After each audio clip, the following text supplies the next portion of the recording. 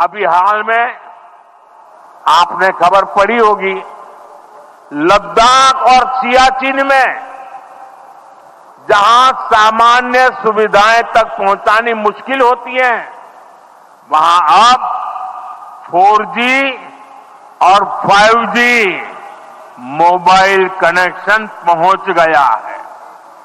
ये दिखाता है कि आज देश की प्राथमिकता क्या है। हमारे सामने आरोग्य जैसे क्षेत्र का भी उदाहरण है।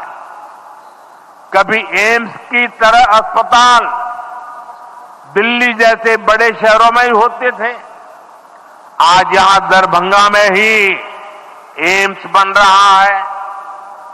बीते 10 सालों में देश में मेडिकल कॉलेज की संख्या करीब करीब 2 गुनी हो चुकी है।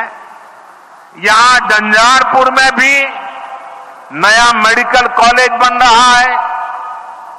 साथियों, गांवों में भी अच्छे अस्पताल बने, इसके लिए देश भर में 1.5 लाख से ज्यादा आयुष्मान आरोग्य मंदिर बनाए गए हैं। बिहार में ऐसे 10,000 से अधिक आयुष्मान आरोग्य मंदिर बने हैं। इसी तरह जन औषधि केंद्र गरीब और मिडिल क्लास के लिए बहुत बड़ी राहत बन चुके हैं। यहां 80% डिस्काउंट पर सस्ती दवाएं मिलती है। बिहार में 800 से ज्यादा जन औषधि केंद्र बनवाए गए हैं। इससे बिहार के लोगों का 2000 करोड़ रुपया दवाई पर होने वाला खर्च बचा है। आयुष्मान भारत योजना के तहत भी बिहार में लाखों परिवारों का मुफ्त इलाज हो चुका है। इससे इन परिवारों को हजारों करोड़ रुपयों की बचत हुई है। साथियों, आज भारत रेल, रोड, एयरपोर्ट जैसे इंफ्रास्ट्रक्चर से भी बहुत तेज गति से जुड़ रहा है। पटना में मेट्रो का काम चल रहा है। देश के 2 दर्जन से अधिक शहर मेट्रो सुविधा से जुड़े हैं।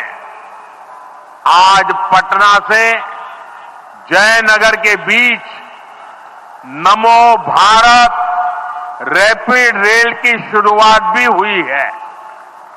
इससे पटना से जयनगर के बीच का सफर बहुत कम समय में पूरा हो जाएगा।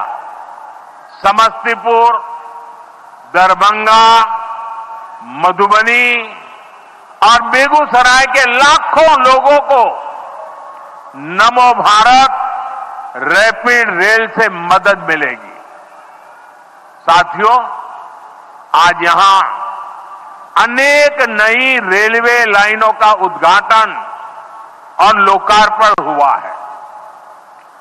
सहरा से मुंबई तक आधुनिक भारत ट्रेन शुरू होने से हमारे श्रमिक परिवारों को बहुत सुविधा होगी।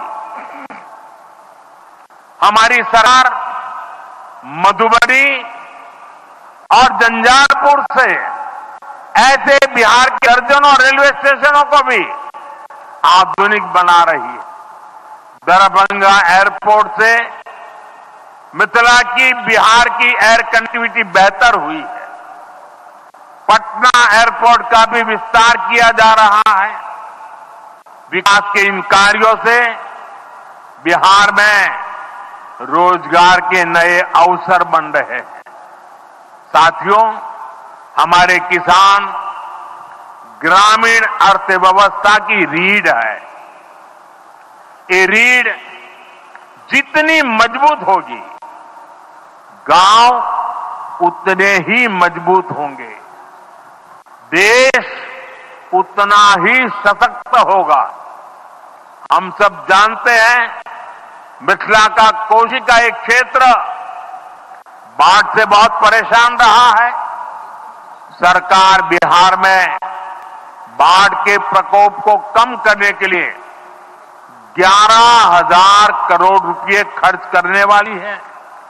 इससे बागमती, धार, बूढ़ी गंडक, कोसी पर बांध बनेंगे।